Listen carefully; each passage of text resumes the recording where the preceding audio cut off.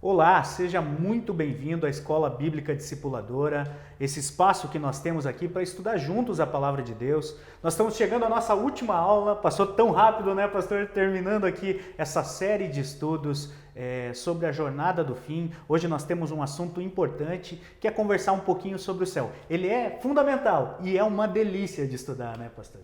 Com certeza, hoje você vai poder aprender um pouco mais sobre o céu, aprender um pouco mais sobre o que a Bíblia fala sobre o céu. Porque o importante não é o que eu acho, nem o professor Leandro, o importante é o que a Bíblia nos ensina.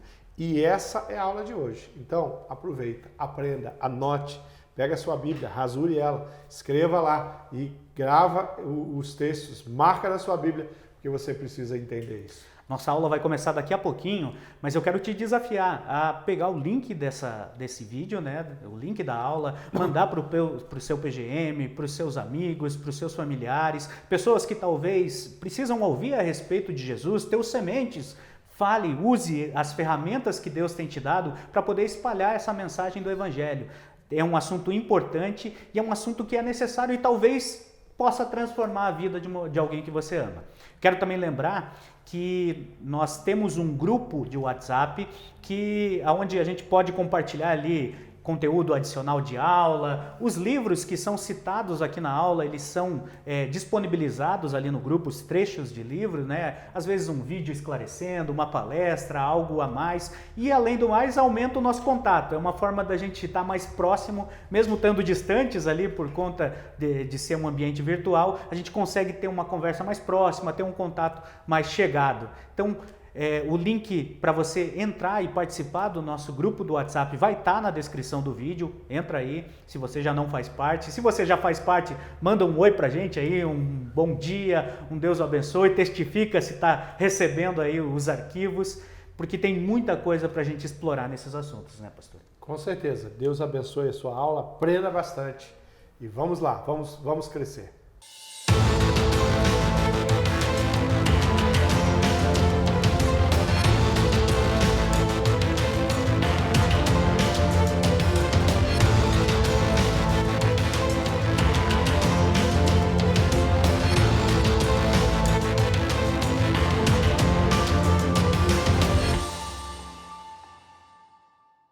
Olá, mais uma vez aqui juntos para aprender a Palavra de Deus nessa jornada do fim, curso precioso. Hoje a nossa última aula, né, desse curso, do curso Jornada do Fim. Você que não participou, não assistiu, tá todas elas lá na plataforma EBD, IBB, no YouTube para você participar. E hoje nós vamos tratar sobre a companhia eterna de Deus, aquele lugar precioso, o céu, aonde nós vamos morar eternamente. E eu quero abrir falando algo sobre Spurgeon. Spurgeon fez um comentário sobre o céu e ele falou que quando ele chegasse lá, nada ia roubar a atenção dele. Não era as ruas de ouro que ia atrair a atenção dele, não eram os anjos, por mais preciosos e lindos que eles sejam, não era nada que tivesse ali a não ser o trono e Jesus Cristo sentado nele, que toda a atenção dele estaria na pessoa de Jesus. É por isso que ele ansiava. E o céu é o lugar onde nós vamos contemplar todas essas coisas. Você está empolgado para ir para o céu? Muito. Passou tão rápido nessa jornada, já chegamos à nossa última aula, só que a gente vai fechar com chave de ouro, literalmente, né, pastor? Falando sobre o céu, e esse tem que ser a nossa postura, né? A gente vai falar um pouquinho aqui sobre o que a Bíblia conta pra gente a respeito do céu, e ela dá alguns detalhes que são esplêndidos, são incríveis. Mas o ponto central, aquilo que é mais importante, é que lá no meio vai estar o trono de Deus e todos nós vamos vivenciar a comunhão com Ele. É por isso que o título da nossa aula é a comunhão eterna com Deus, né, pastor? Tudo que você vai ouvir, todos os textos que você vai ouvir, aquilo que eu e o professor Leandro vamos estar apresentando aqui, não vai dar para você a capacidade de vislumbrar o céu. Você só vai ter isso o dia que você chegar lá. Todo e qualquer exemplo, até mesmo que a Bíblia dá, ela nos dá, e a nossa mente e capacidade humana não é capaz de vislumbrar mas ela nos deixou textos preciosos, informações suficientes para ficarmos com muita vontade de conhecer esse lugar, essa morada eterna que é o paraíso, que é a Nova Jerusalém, o lugar onde nós vamos viver. Verdade. Então, o primeiro ponto talvez seja reconhecer a nossa incapacidade, né, em compreender a dimensão do céu. Não tem como uma mente humana, por mais brilhante que seja, conseguir entender essa realidade, porque foge à nossa naturalidade, né, pastor? O Eliú, lá na descrição, no diálogo que ele faz com Jó, uma coisa boa que ele fala é o que está lá em Jó 36, 26, quando ele fala como Deus é grande, ultrapassa o nosso entendimento. Não há como calcular os anos da sua existência. Não dá. A nossa limitação humana não consegue atingir a dimensão da realidade divina que nos aguarda. Mas existem coisas lá que foram reveladas por Deus para que a gente compreendesse sobre o nosso destino eterno e que nos ajudam e edificam hoje. É por isso que esse assunto é tão importante. Com certeza. A palavra diz que olhos nenhum viram, ouvidos nenhum ouviram, mente nenhuma conseguiu imaginar aquilo que Deus havia preparado para cada um de nós. E eu acho que é importante a gente ter isso no nosso coração, que aquilo que Deus preparou é muito precioso e vale muito a pena a gente sonhar e desejar, sim, de forma saudável, ir para esse lugar precioso. Verdade. Hoje, então, é como se nós estivéssemos lá no final do Peregrino, naquele livro do Giovanni do século XVII, quando no finalzinho eu vou dar o spoiler do livro aqui, né? O final ele chega à cidade celestial e ele para na porta da cidade, ele e o companheiro dele, que é o esperançoso, né? E eles vão dizer o seguinte: e agora os dois homens, por assim dizer, se viam no céu antes de lá entrar. Eles estão no portão da cidade celestial, extasiados que estavam pela visão dos anjos e pela audição das notas tão melodiosas. Dali também já avistava a própria cidade e julgavam ouvir os sinos replicando como sinal de boas-vindas. Mas acima de tudo, estava a expectativa alegre e doce, que tinham de lá viver ao lado de tão bela companhia, e isso pelos séculos dos séculos. Ah, com que língua ou pena se pode expressar tão júbilo tão glorioso? E assim chegaram ao portão. É assim que a gente vai terminar nosso curso aqui da Jornada do Fim, chegando ali na descrição que Deus faz, né, lá no Apocalipse e também em outros trechos das Escrituras, a respeito da nossa morada eterna com Deus. E é algo fantástico, é algo que vai faltar palavras para descrever. E o próprio João vai passar por isso, né? A realidade que ele viu, ele não consegue expressar, mas ele vai se esforçar. E através das figuras, das imagens, ele vai dar uma noção para a gente do que nos aguarda, né? E é interessante que nós vamos chegar nesse lugar com um corpo glorificado, com uma mente restaurada. A nossa condição é outra. Quem viu e vislumbrou isso no passado, temos ali o registro de Isaías, por exemplo, ele viu o céu aberto, ele viu ali a presença de Deus, o Shekinah, a fumaça, e a sensação, a experiência dele é de desespero. Ele fica desesperado, ele fala assim: eu vou morrer, porque eu sou homem de lábios impuros, habito no meio de um povo de lábios impuros. Dá para ter noção que aquele lugar não é compatível com o que eu sou hoje, com essa mente e com esse corpo. Por isso que nós receberemos, nós seremos, os mortos ressuscitarão e nós receberemos um corpo glorificado, uma mente para conseguir contemplar e vislumbrar esse lugar maravilhoso. Verdade.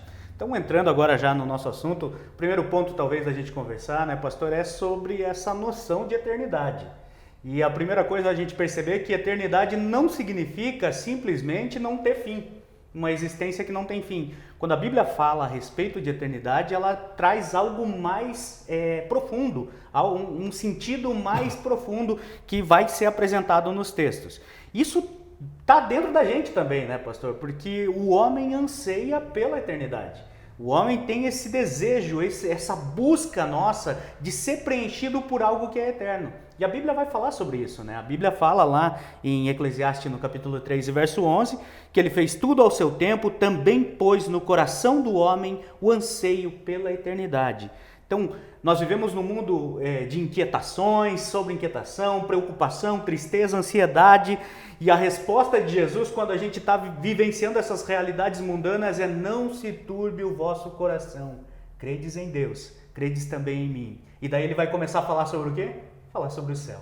Na casa do meu pai há muitas moradas, e ele vai dar toda aquela descrição de João 14, linda demais. Então a gente percebe que quando nós compreendemos a realidade da eternidade e o significado disso para nós, isso vai começando a mexer com a nossa vida, né, pastor? Essa questão de eternidade é interessante a gente pensar. Eu gosto muito daquela ilustração de Rick Warren que ele dá no livro Uma Vida com Propósito. E interessante que toda ilustração, tudo que a gente faz para explicar a eternidade não alcança o conceito macro de eternidade. Mas ele usa um livro, ele fala no livro para você pensar no livro com o maior número de páginas que você já imaginou, talvez um dicionário, talvez uma enciclopédia que você tem aí, talvez um compêndio de teologia, de medicina, talvez um livro de leis, a Constituição Brasileira, um livro que tenha muitas páginas. Né? Eu estou com a Bíblia aqui, que tem, vou chutar aqui, vou imaginar que tem aqui em torno de 500 páginas nesse livro aqui, e aí ele fala, pega essa página, uma página só. Essa página é o tempo de vida na Terra, o restante é o tempo que nós vamos ver na presença de Deus. Por mais limitado que seja essa ilustração, ela traz um pouco da dimensão do que é o eterno, do inimaginável, do incontável.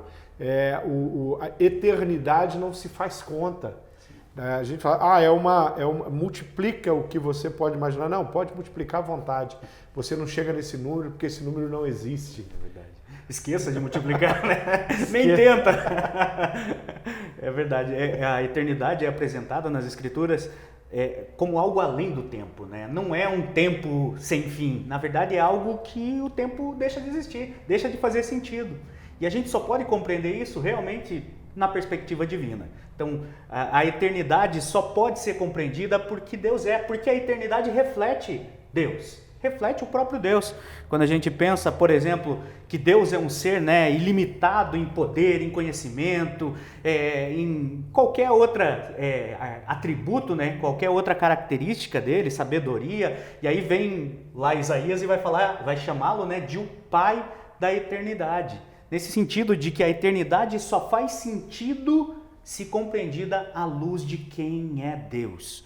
Tem uma frase que diz que tudo que é eterno está nele, tudo que está fora dele é temporal e sofrerá mudança. Por isso, quando a gente conversa sobre o céu, o nosso enfoque aqui é sempre Deus, porque é a partir dele que a gente vai compreender a nossa própria eternidade. Até porque eternidade, realmente, né, essa ideia de eternidade é uma ideia que reflete um atributo de Deus. Nós vivemos, a partir do momento que fomos criados por Deus, aí sim, uma vida para sempre com Ele. Mas a eternidade em si representa Deus, né, pastor? Com certeza, a figura de Deus é que representa o ambiente espiritual onde nós vamos viver, porque nós estamos falando de um ambiente espiritual, nós não estamos falando de um planeta restaurado, nós estamos falando de algo que foi criado nessa dimensão natural, mas na dimensão espiritual. Já falamos sobre isso, falamos sobre um corpo, falamos sobre um espaço, sim, falamos sobre algo que é palpável e tocável, mas nós não estamos falando de algo natural, estamos falando de algo na dimensão espiritual. Verdade. Então, vamos tentar dar uma olhadinha aqui para o céu, o que a Bíblia fala a respeito do céu, né? Céu é uma expressão que a gente encontra nas Escrituras fazendo referência tanto ao céu físico, cósmico, né? Quando, por exemplo, você lembra lá de Gênesis 1, diz que Deus criou os céus e a terra, ali no sentido da criação física. Como você vai encontrar textos falando sobre o céu como a morada de Deus. E é dessa perspectiva que a gente está conversando. Texto como, por exemplo, de Salmos, no Salmos 2 e o verso 4, fala do seu trono nos céus. O Senhor põe a rir e caçoa deles, falando da oposição que fariam algumas pessoas, alguns líderes contra Deus. E também a oração lá de Mateus 6, que a gente já conversou na aula passada, quando Jesus ensina a gente a orar dizendo, Pai nosso que estás no céu. Então esse é o sentido da que a gente vai trabalhar a palavra céu aqui. É nesse sentido da morada de Deus, que também é a morada que nós teremos ao seu lado. E é interessante pensar essa questão, professor Leandro, porque às vezes a mente humana ela é capaz de distorcer isso, diminuir. Eu estava recentemente consolando uma família que havia perdido um ente querido e ali eu vi as crianças sendo instruídas de que a vovó havia ido para o céu e virou uma estrela, né? Ou seja, a ideia de céu com estrela não é esse céu e ninguém morre e vira estrela e não é esse o ensinamento que uma criança precisa a respeito do lugar onde a vovó ou a mamãe foi, né? No momento de partida. Então, às vezes as pessoas pensam e leem a Bíblia e têm dificuldade de discernir quando está falando desse céu de firmamento ou quando está falando realmente da morada de Deus, o lugar onde Deus preparou, aquele lugar que Jesus fala em João capítulo 14. Sim.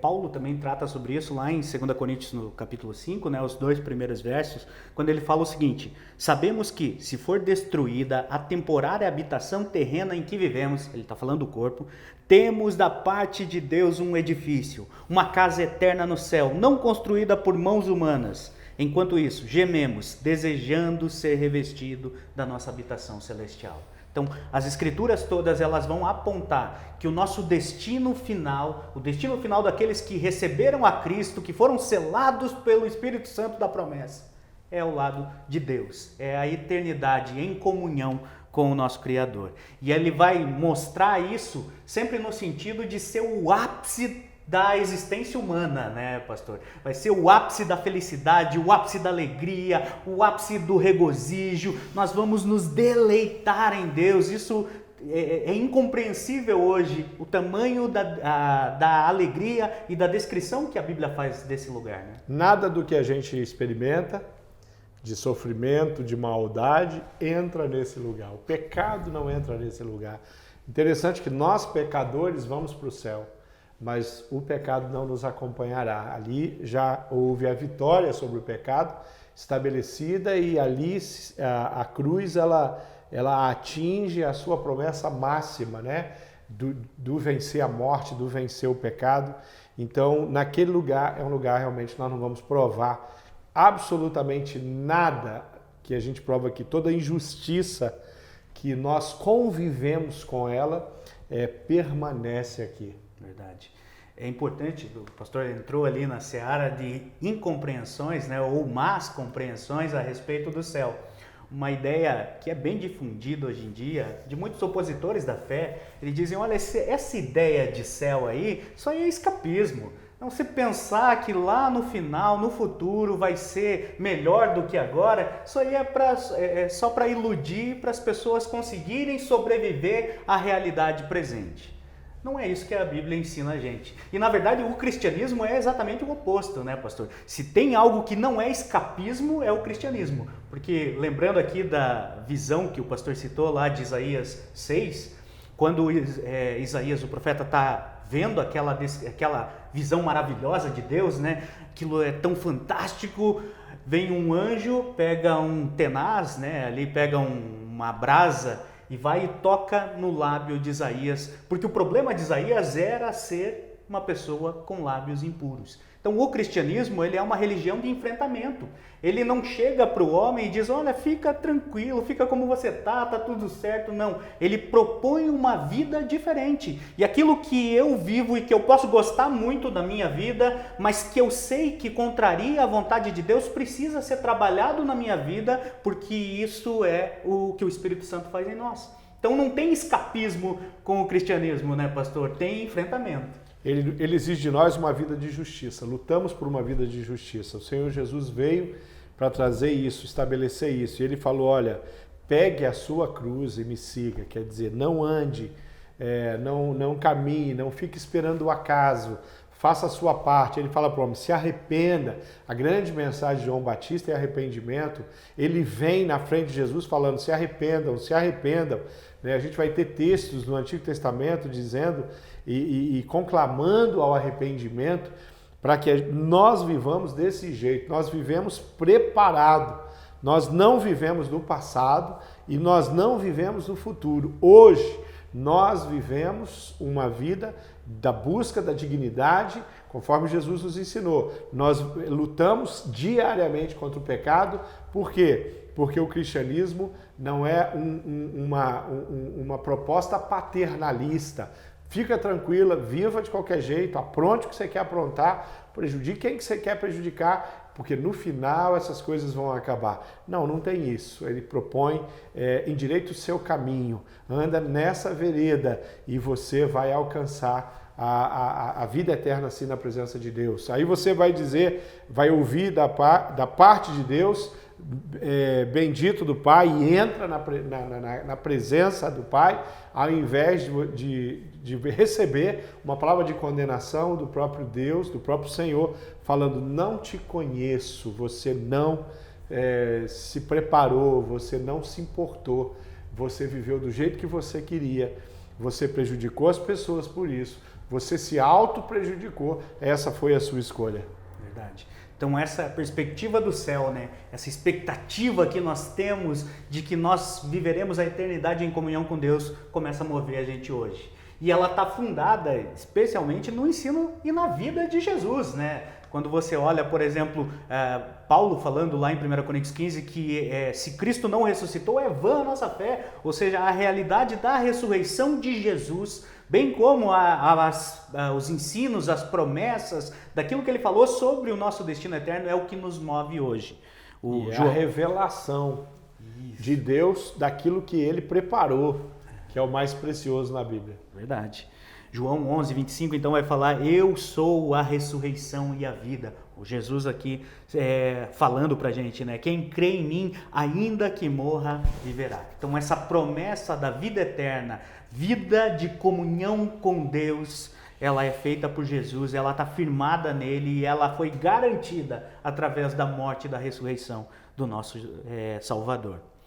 O segundo ponto para a gente conversar aqui, pastor, é pensar que esse estado no céu, né, essa morada eterna com Deus, é um estado de comunhão com Ele. Isso é o ponto nevrálgico, né? O ponto fundamental é a ideia de que lá é uma condição de comunhão plena com o nosso Deus. É o lugar de segurança, né? O lugar de segurança, né? Eu fico pensando aquela imagem, né, de uma galinha onde ela está ali com os seus pintinhos embaixo da asa, do cuidado, da proteção, temperatura, tudo que eles precisam eles encontram ali naquele animalzinho. Imagina o Deus acolhendo o homem para viver com ele, na morada dele. Verdade. O Agostinho, né, um dos pais da igreja, ele fez uma proposta uma vez, que era o seguinte: imagine que Deus chega para você e ele fala, olha, eu vou te dar tudo, peça o que você quiser. Pode pedir riqueza, pode pedir honra, pode pedir dinheiro, pode pedir satisfação, prazeres, tudo que você quiser.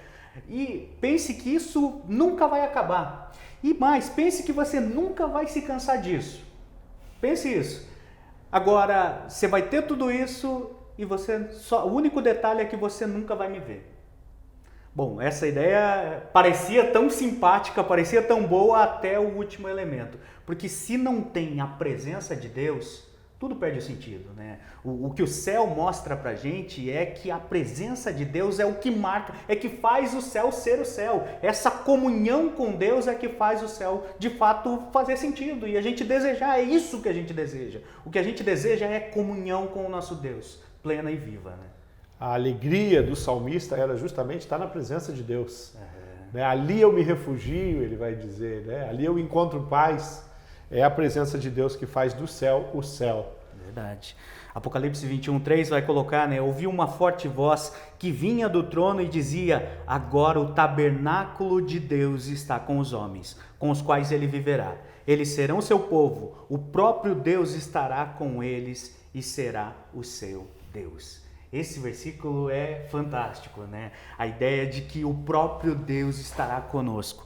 E aí ele usa a expressão ali, tabernáculo. É bom para a gente imaginar e tentar entender, a gente pode entender como a Bíblia conta a história da humanidade, né? Na perspectiva de Deus se relacionando com os seus, né? Você pode imaginar ali o começo da criação, Deus criando o homem exatamente para se relacionar com ele. Depois da queda, a existência do próprio tabernáculo no Antigo Testamento, do templo, eles representavam a presença de Deus no meio do povo. Então era uma proposta divina de ter comunhão com o povo. Você vê na encarnação de Jesus ali no Novo Testamento, é Deus tendo comunhão com o povo. E aí você chega no final da história, nesses últimos 2 capítulos de Apocalipse, e aí vai ter o feche, porque é um aspecto mais sublime e final, né? Definitivo, digamos assim, da história da comunhão de Deus com o seu povo. Então a Bíblia também pode ser olhada com esses olhos, né, pastor? Da proposta de Deus em ter comunhão com a humanidade. Quando ele cria o homem, a Bíblia fala que ele caminhava com Adão no jardim. Era um relacionamento de intimidade, quer dizer, Deus vem ao encontro do homem, isso é algo que está claro ali.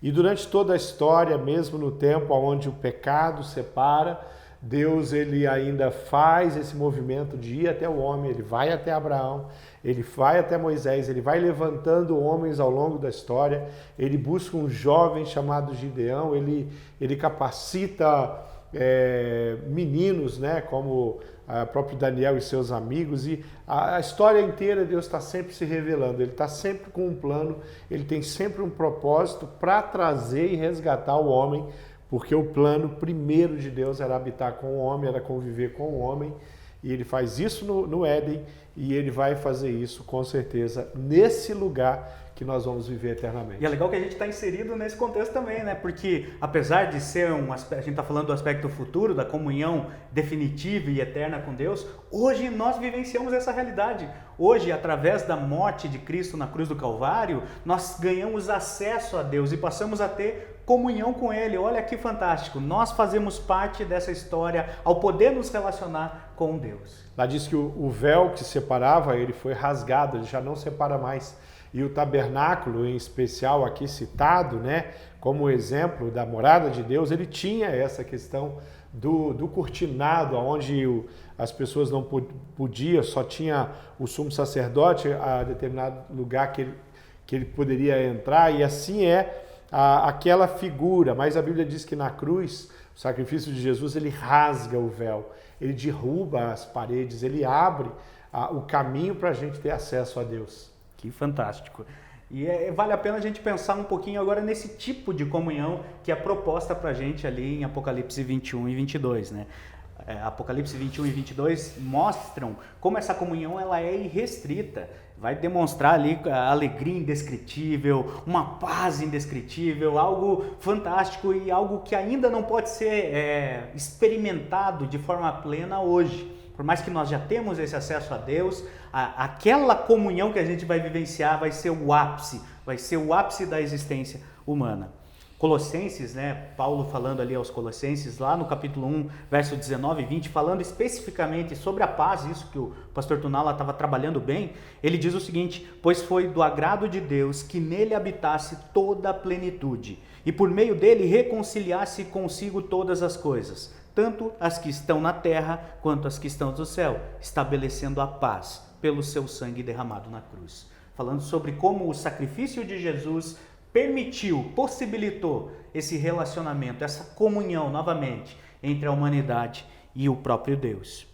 E o Apocalipse 22:4, para não deixar dúvida, ele vai dizer, olha, aqueles que experimentam essa realidade verão a sua face. Olha que coisa fantástica, nós veremos a sua face tal como é. Ele vai ser admirado, exaltado, ele vai ser glorificado por todos aqueles que vivenciam essa realidade, porque vai ser uma realidade face a face. Né? A palavra diz que hoje nós vemos em partes, nós temos apenas uma imagem distorcida, como se num espelho, né? Como se num vidro sujo, alguma coisa assim, que a gente não consegue definir exatamente o que está lá por trás, mas um dia isso vai mudar e nós veremos de forma muito clara, muito objetiva, muito nítida, face a face, como o Apocalipse nos diz. Verdade. É curioso, né, como a nossa mente talvez não compreenda exatamente, porque hoje você pode imaginar uma paisagem que você goste muito, e você olha aquela paisagem, acha lindo, te toca. No segundo dia que você passa lá, você ainda acha bonito, no terceiro vai indo, daqui a pouco você já se acostumou com aquela paisagem, tanto faz, tanto fez, você nem percebe mais como ela é grandiosa. Quando a Bíblia fala sobre o céu, a realidade é diferente. É um deslumbramento que não acaba. Você vai continuar sempre olhando e aquilo vai ser tão fantástico como sempre foi. É um lugar ilimitado. Verdade. Sem limites algum, Verdade. né? A Terra tem os seus limites. A gente, né, ela dá uma volta, gira, você conhece. Muitas pessoas viajam. Eu falo que a gente às vezes encontra belezas. Eu me lembro de alguns lugares que eu tive que foram assim surpreendentes. Quando eu estive na Nicarágua, por exemplo, que eu fui visitar um vulcão e ver a força e o poder, a magnitude daquilo, né? E você olha aquilo ali, você fala, nossa, mas aquilo ali é só uma essência do que é de fato o poder da criação, uma ferida na terra onde sangra, né? De uma forma muito poderosa. Quem somos nós diante daquela força, diante daquilo lá? Aquilo ali é só uma porção do Criador, da força e do poder do Criador. E o céu é um lugar inimaginável e infinito em coisas para a gente vislumbrar. Verdade. Uma coisa importante a respeito do céu, né, e Apocalipse vai trazer para a gente ali, é essa noção de que o céu ele é tão maravilhoso porque o pecado e a consequência do pecado, elas foram eliminadas. Então, você olha, por exemplo, lá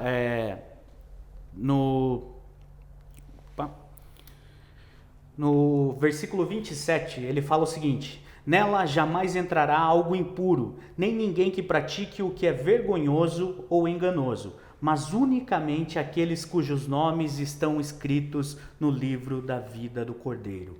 Aqui a gente vai vivenciar uma realidade de santidade perfeita, porque nós seremos semelhantes a Jesus.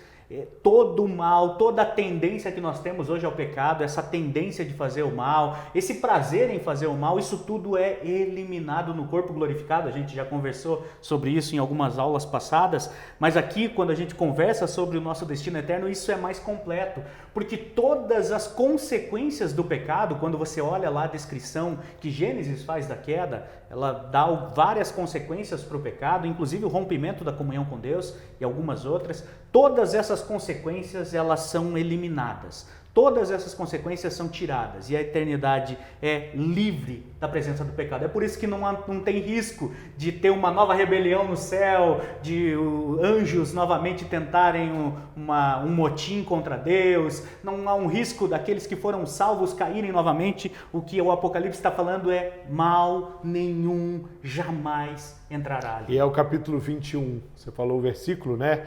Versículo 27, o capítulo 21, que descreve esse texto que o professor Leandro leu. Realmente não tem espaço lá para nada, de fato, que possa trazer qualquer tipo de desconforto, qualquer tipo de prejuízo, nenhum sentimento que hoje escraviza, machuca, fere, tanto, inclusive, salvos, nós estamos aqui vivendo na mesma dimensão, com as mesmas condições, a pandemia do Covid-19, as maiores catástrofes que vêm sobre a Terra, assolam as nossas vidas, isso tudo tem dia e hora marcada para terminar. Só não sabemos quando que é. Verdade. Mas a expectativa está grande. E você já pensou, é fantástico.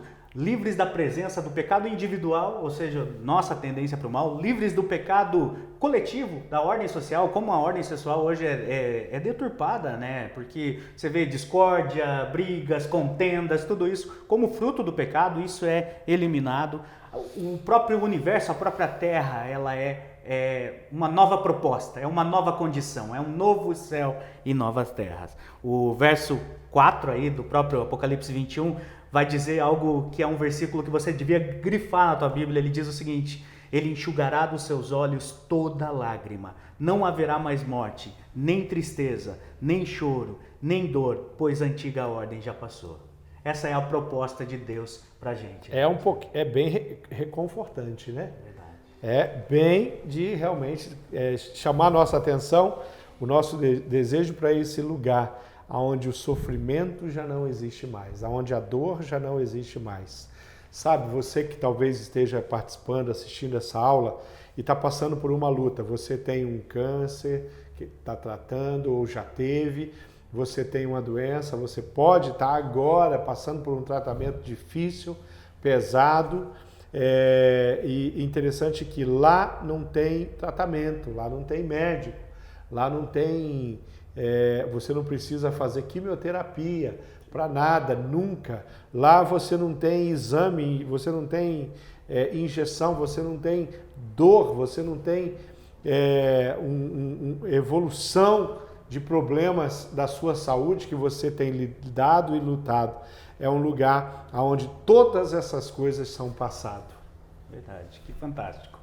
Uma coisa importante também, pastor, quando a gente olha, por exemplo, para a descrição lá de Isaías, quando o profeta está tendo aquela visão fantástica no capítulo 6, ele vai ver o trono de Deus, né? E os anjos em constante atividade, né? Algo incrível ali, uma agitação, um movimento.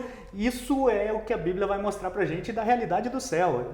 Tem gente que acha que o céu é um grande jardim, onde todo mundo vai ficar sentadinho ali, só aguardando e vivenciando e relaxando e dormindo. Vai ter uma surpresa no céu, né?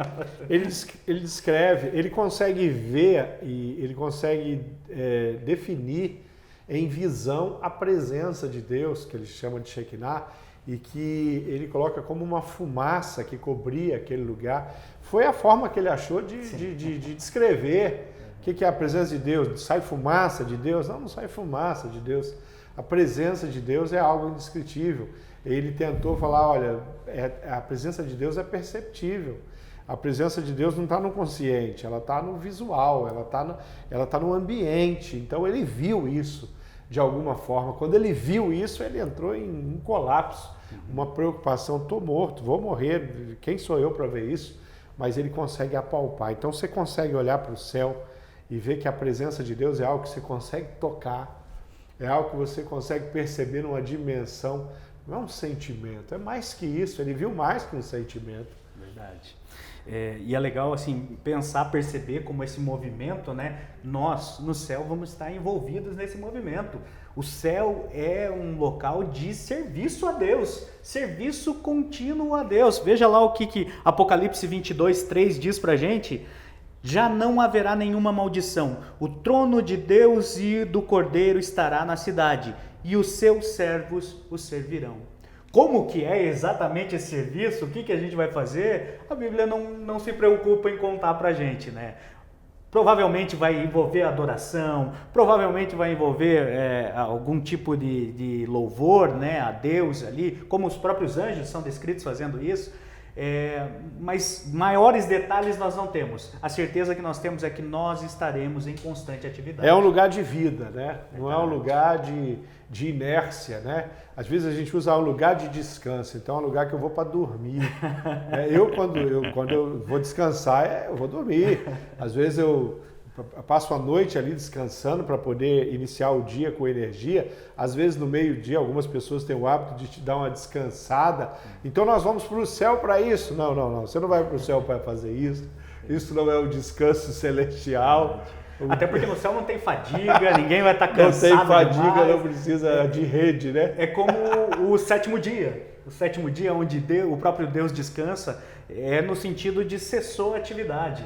Né? Cessou a atividade e essa é a nossa expectativa com o céu. Nós vamos estar em plena atividade, teremos algumas coisas para fazer lá que a Bíblia não nos conta, mas também isso vai ser tão prazeroso, isso vai ser tão fantástico, que é um tipo de descanso. Né? Eu tenho um pastor amigo, ele é da Bahia, e aí a gente estava conversando sobre o céu, aí ele falou assim, olha, Tunala, eu sei que eu não mereço, mas Deus já preparou a minha rede e a minha água de coco. Vai se surpreender.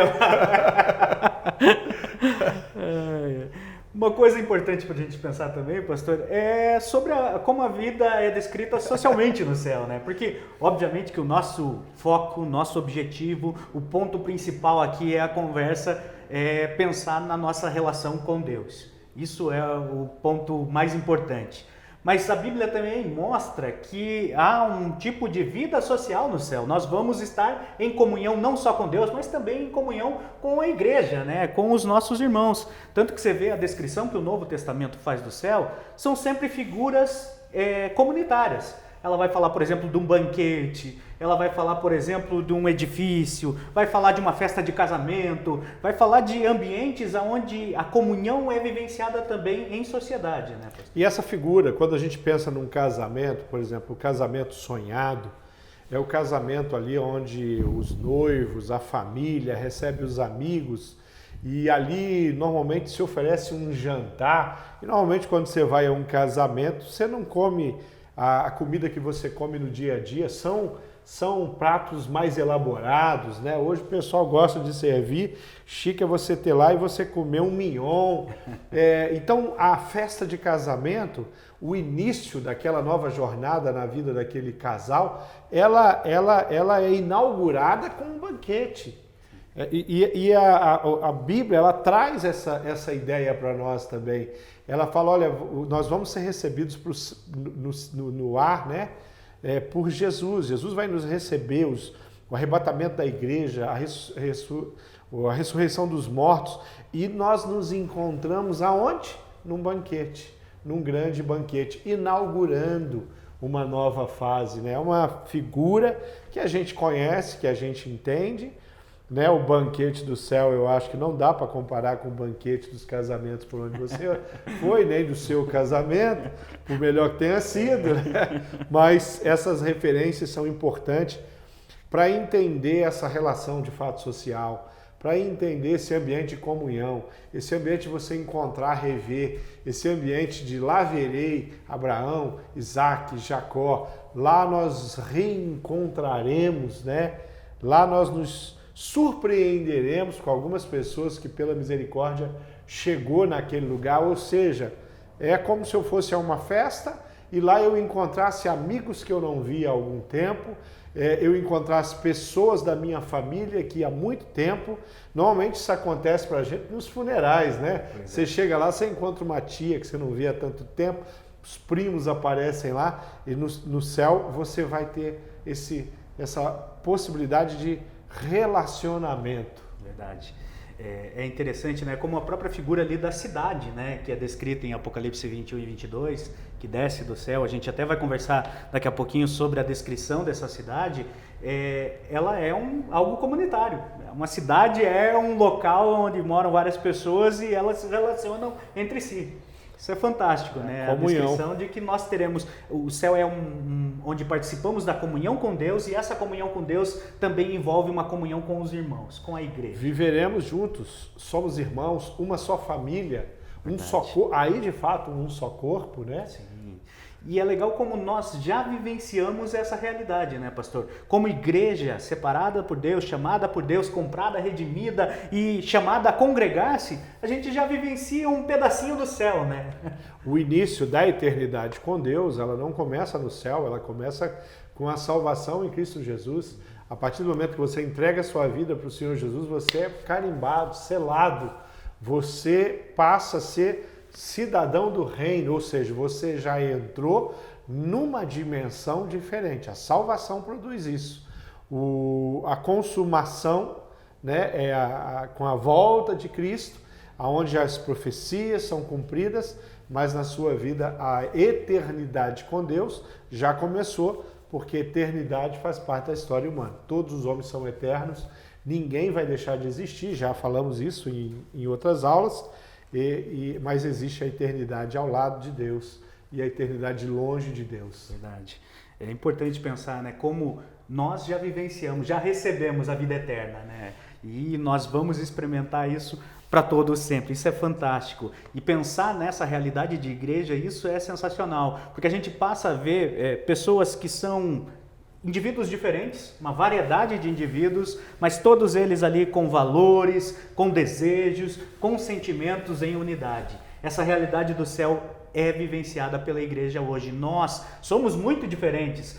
A igreja é fantástico exatamente por isso. Ela junta pessoas de todos os gêneros, todas as raças, todos os estados possíveis, e eles passam a congregar, e agora eles fazem parte do mesmo corpo e começam a ter comunhão, se relacionar. Isso é fantástico. E essa realidade de comunhão, isso vai ser vivenciado até o céu. É por isso que é tão importante a comunhão da igreja ser valorizada por nós. Nós temos que valorizar a comunhão da igreja, porque é algo que a gente está experimentando aqui e que vai ter para toda a eternidade. Com certeza, isso é fundamental, esse é o ensinamento e é o desafio da Bíblia, né? Legal.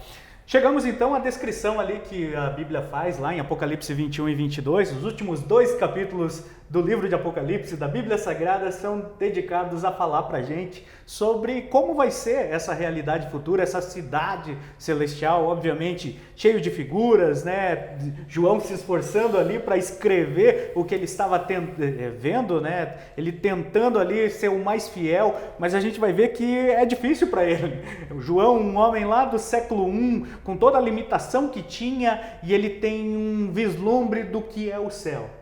Uma visão daquilo fantástico que é a eternidade ao lado de Deus. E ele vai se esforçar então para contar para a gente a respeito de como é o céu. E assim, até essa expressão morar no céu é uma expressão baseada ali em Apocalipse incompleta, né, pastor? Porque quando a gente vai para os 2 últimos capítulos, a gente percebe que ele é muito claro em falar que novos céus e nova terra são apresentados para a gente ali, né? É uma criação completamente renovada.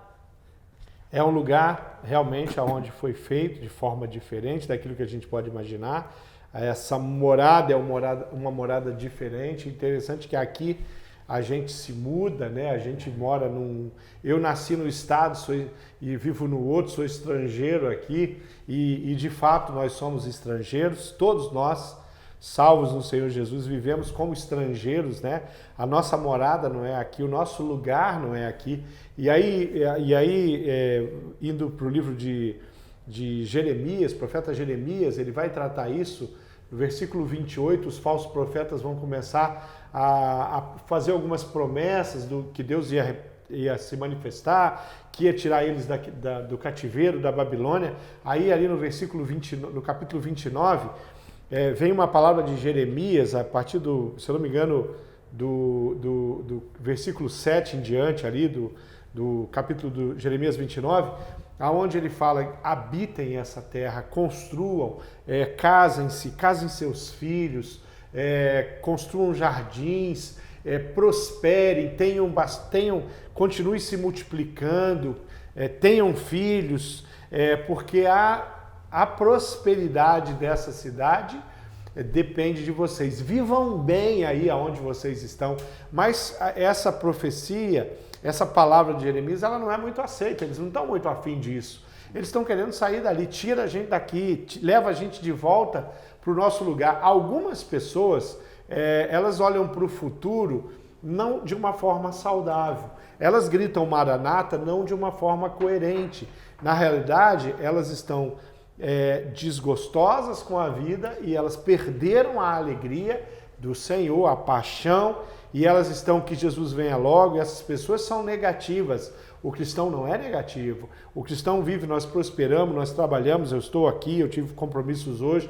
O professor Leandro já teve compromissos profissionais, veio para cá para a gente gravar essa aula, e ele está crescendo, ele tem 2 crianças, tem um bebê lá mais recente, ele está negociando uma nova moradia, as coisas estão acontecendo, tem prosperidade na vida dele, tem prosperidade na minha vida. Nós não estamos apegados a nada do que nós temos aqui, mas vivemos com saúde, vivemos de forma saudável, nos alegramos no Senhor. Então viver na dimensão eterna é isso. Não é, tem que acabar logo, meu Deus, acaba com tudo. O crente, ele grita por Maranata, ele fala Maranata, ele repete Maranata na história dele, mas ele não vive aqui murmurando, como se Deus não tivesse agindo, como se Deus não tivesse um plano, Deus não tivesse um propósito. O versículo 11, ele vai falar: eu é que sei os propósitos que tem para vocês. E ele vai falar mais: vocês vão me achar, vocês vão me encontrar quando vocês me procurarem de todo o coração. Não está falando do céu, ele está falando da terra. Eu vivo na dimensão celestial na terra. Legal, fantástico, verdade. A descrição ali de Apocalipse 21, 1 e 2, né, só para a gente fechar essa ideia, ele coloca o seguinte: então vi um novo céu e uma nova terra, pois o primeiro céu e a primeira terra que tinham passado, e o mar já não existia. Vi a cidade santa, a Nova Jerusalém, que descia do céu, da parte de Deus, preparada como uma noiva adornada para o seu marido. Essa descrição da cidade celestial, a gente tem que compreender que realmente está cheio de figuras aqui, né? Expressões simbólicas, né? Porque João está tendo uma descrição de algo incrível e indescritível, mas o que a gente pode pensar alguns valores importantes. Por exemplo, a ideia de que é um lugar real. O céu não é só um estado de consciência, não. O estado é um local onde teremos comunhão direta com Deus. João 14, lá Jesus deixa bem claro isso em diversos momentos, falando a respeito da habitação celeste, né? O Atos 1:11 também vai dar essa noção. E algum desses símbolos, né, pastor, que são descritos lá em Apocalipse, eles trazem alguns valores importantes para a gente, né? A gente tem que pensar e imaginar que isso, de fato, traz algumas lições importantes para que a gente compreenda o reino de Deus, né? Essa distância futura. Por exemplo, quando eu vejo uma descrição de ruas de ouro, eu percebo que não necessariamente vai ter umas pedrinhas de ouro no céu lá e a gente vai caminhar pelas ruas de ouro, mas o significado ali é que aquilo que a gente dá muito valor aqui na Terra lá é tão simples que a gente pisa em cima e passa por cima. A descrição bíblica, a descrição de João, a descrição que a Bíblia tem, ela vai pegar elementos de grande valor para exemplificar o que ele viu lá. Então, tem rua de ouro no céu? Não, pode ser que não tenha nem ouro no céu. Tem portões com pedras cravejadas?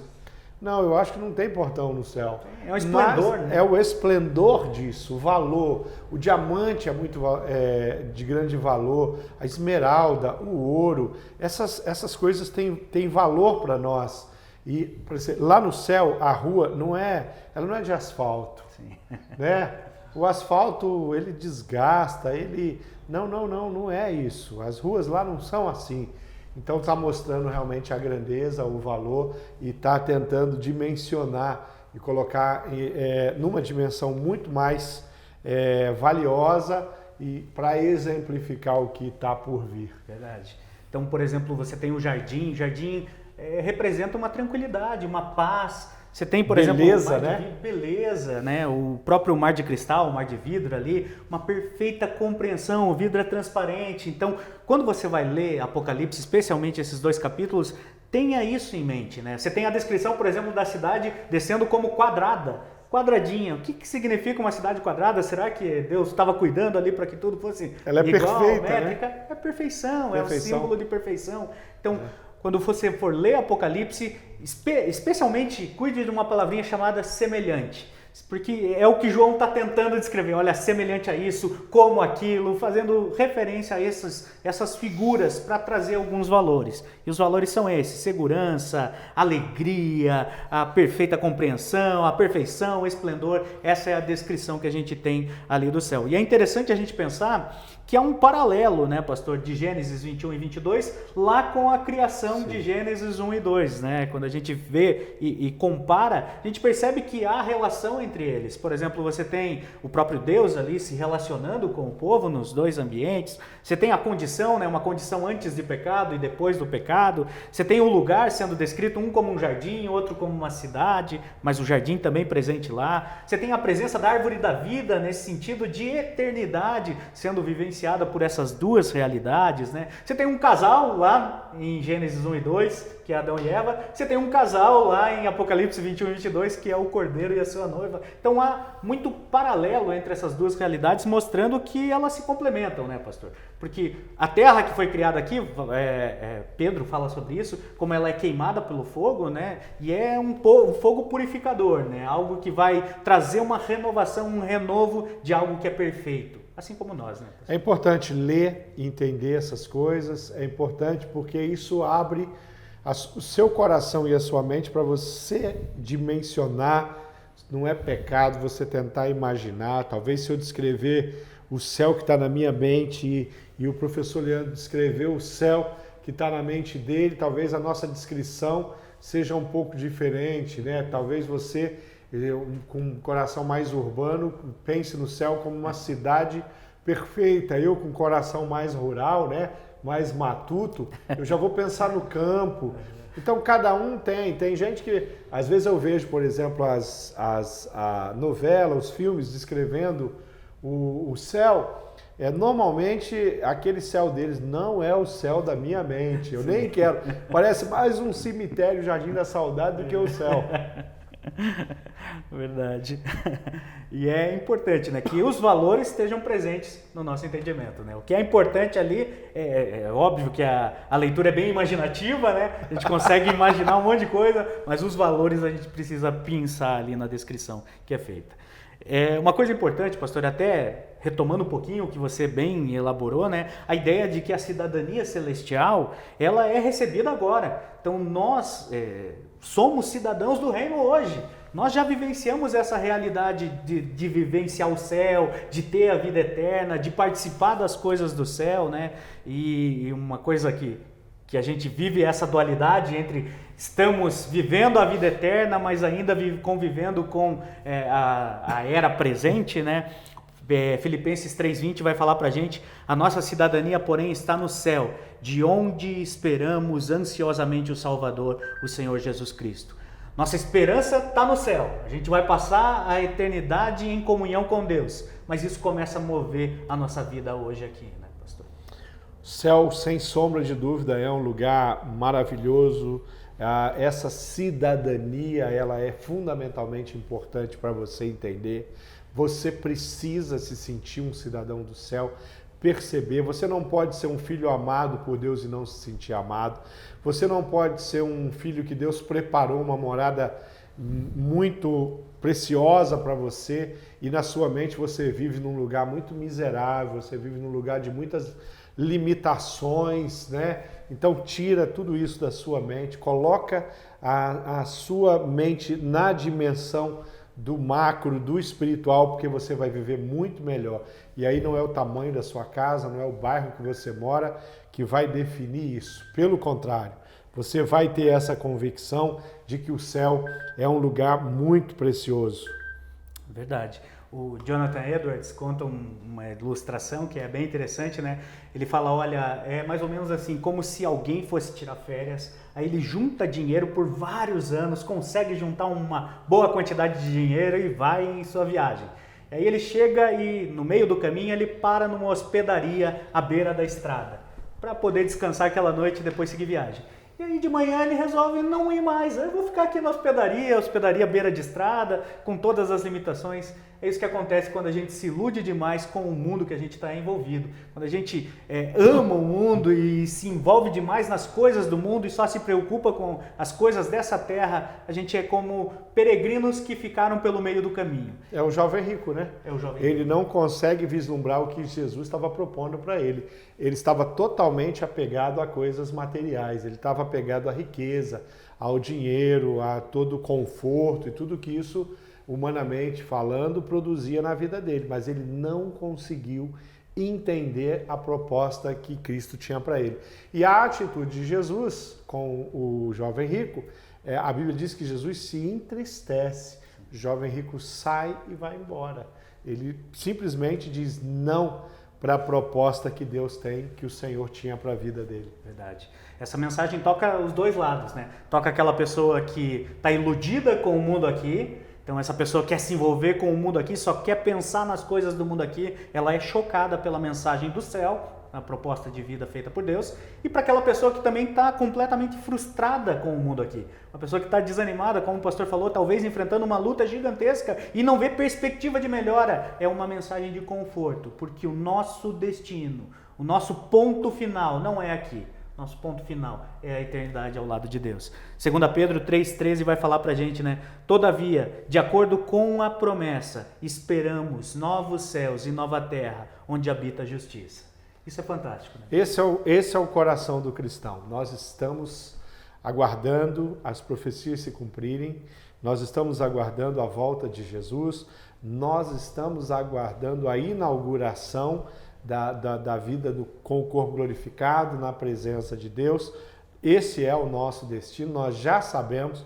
Nós temos uma passagem que já foi comprada, não foi você que pagou, não foi eu. Essa passagem já é uma garantia que você tem do lugar para onde você vai. E nós ansiamos por esse lugar sim. Verdade. Tem uma expressão que o pastor Zacarias de Aguiar Severa, né, coloca lá no finalzinho do livro dele, e é fantástica. Ele coloca o seguinte: no céu, todas as promessas serão cumpridas na sua plenitude. Um novo lugar para um novo ser, onde a santidade e a felicidade serão plenos na presença de Deus e de Jesus Cristo. O reino de Deus estará em sua plenitude conosco, e ali viveremos para todos sempre. Amém e amém. Maranata. Esse é o nosso desejo, a nossa oração, nosso pedido. Maranata, a hora vem, Senhor Jesus. E é assim que nós vamos, é isso que nós vamos contar. É isso que nós vamos propagar. É isso que as crianças precisam ouvir, é isso que as famílias da cidade precisam ouvir. E você é o grande contador de história do Senhor para levar essas novidades de vida, aquilo que você está aprendendo, para que as pessoas consigam entender uma coisa: Deus tem um projeto para elas e Ele quer cada um. João 3,16 diz que Deus amou o mundo de tal maneira que deu o seu único Filho, para que todo aquele que nele crê não pereça, mas viva eternamente na presença dele. No céu, o lugar preparado para o homem não foi o inferno, já falamos isso. O lugar preparado é essa morada celestial. Verdade. Percebe por que no começo da aula a gente falou que ia fechar com chave de ouro, né? Olha que gostoso terminar estudando esse assunto tão fantástico que é a comunhão eterna com Deus. Eu espero que você tenha sido abençoado, eu espero que isso faça diferença na sua vida cristã e que esse foco, esse senso de peregrino possa estar caminhando por toda a tua vida. O curso Jornada do Fim chegou no seu fim, né? Mas a jornada do fim ainda está acontecendo e um dia nós teremos de fato o fim, que é fim. Verdade. Deus o abençoe. Fique com Deus.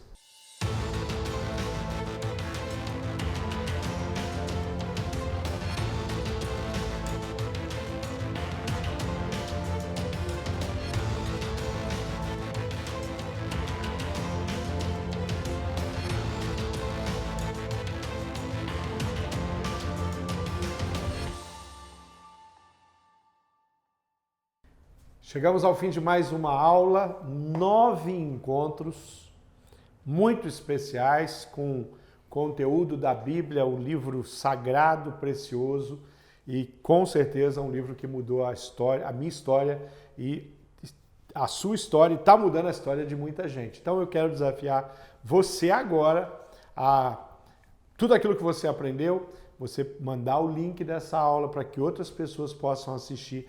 Convença aos teus amigos e parentes, filhos, filhas, a fazer o curso todo, desde a primeira aula, a Jornada do Fim, a aula 1, até a aula 9, a última aula é essa que nós acabamos de terminar, que você possa propagar esse conteúdo para que as pessoas possam aprender mais a respeito de escatologia, a respeito dessa Jornada do Fim, conforme nós chamamos.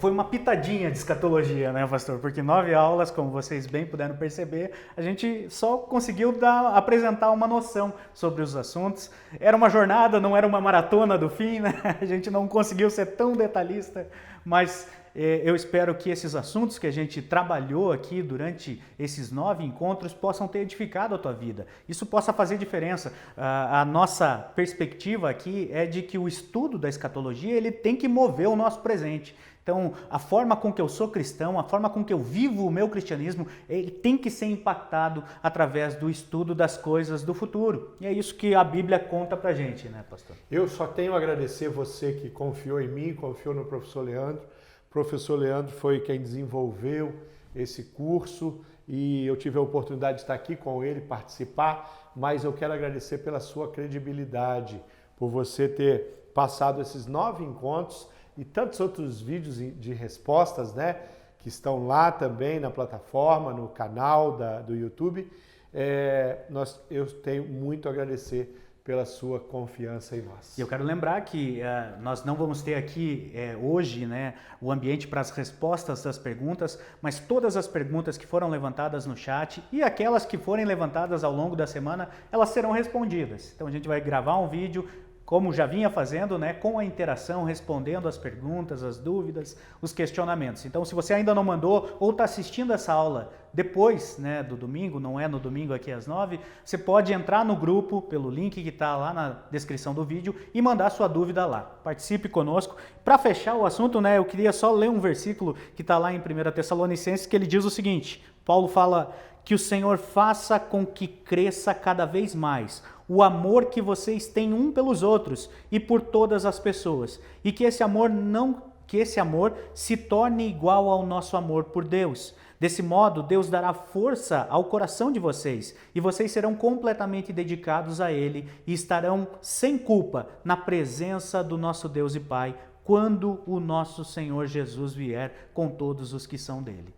Percebe como Paulo faz um link, né? Olha, a nossa vida hoje, isso tudo tem que ser movido pelo amor a Deus, sempre tendo essa expectativa de que o futuro será um encontro com o Senhor, e esse encontro vai ser maravilhoso. É por isso que a escatologia move a gente, né, pastor? Lembrando que nós temos um curso, o CFI, e é um curso que você pode se inscrever, é um curso que tem online, é um curso à distância, e você pode crescer muito na palavra. E a nossa escola bíblica está aí com muitos cursos para você crescer e continuar participando conosco. Isso, eu quero lembrar então que terminamos hoje, né, a nossa jornada do fim, mas a EBD não tira férias, né? A nossa EBD não tem suspensão, não tem nada. No próximo domingo nós já teremos aqui uma nova aula, né? Nos próximos 2 domingos nós vamos trabalhar junto com o apoio do pessoal do Clube da Bíblia ali, um assunto muito importante, uma visão do Antigo e do Novo Testamento, pensando alguns pontos que são importantes para a leitura e compreensão das Escrituras. Então vai ser uma aula muito legal, separa aí na sua agenda, domingo, 9 horas da manhã, para participar conosco. E já em janeiro, no começo de janeiro, já começamos uma nova série de estudos. Vai ser uma série também muito especial, muito preciosa, vai tratar de um tema bem prático, mas eu vou deixar para o professor, né, para o pastor que vai apresentar essa série de estudos, para que ele possa explicar, apresentar de forma detalhada para vocês. Mas já vai anotando sua agenda. Domingo às 9, não tem suspensão, as nossas aulas continuam. E se você não pode assistir no domingo, está de férias, está impossibilitado de alguma forma, assista ao longo da semana, porque vai ser abençoador para você. Deus abençoe. Até a próxima. Um abraço.